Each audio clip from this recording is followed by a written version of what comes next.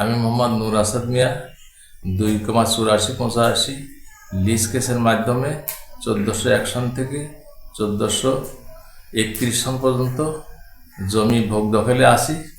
কিন্তু হঠাৎ করে আমার বাড়ির পাশে আব্দুল জলিল, জফর, মপা, আকামদ্দি এবং বহিরাগত আরও কিছু লোকজন সব মিলে বিএনপি করে এরা আমার জমি থেকে জবরদখল করে ধান কাটিয়ে নিয়েছে 54 শতক জমি থেকে। এটা নিয়েছে কবে?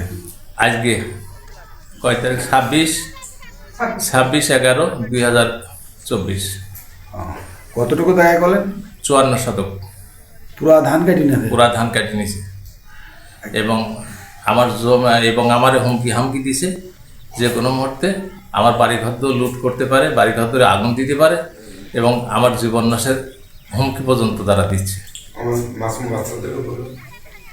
জমিতে ওরা বেকি, রামদা, হাসুয়া সব মিলিয়ে যায় জমিতে ধান কাটছে।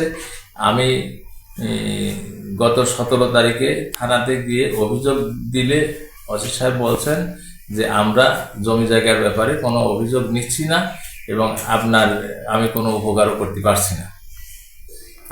যে জমিটা দেখছেন এখানে 54 শতাংশ জমি আছে। এই জমি 1401 সাল থেকে 1431 সাল পর্যন্ত আসাদ ভাইয়ের নামে নবায়ন করা আছে। কিন্তু বর্তমান যে বাংলাদেশের প্রেক্ষাপটে বিএনপি লোকজন এসে এই ধান সবগুলো কেটে নিয়ে গেছে জবরদখল করে এবং তার উপরে হামলা করেছে।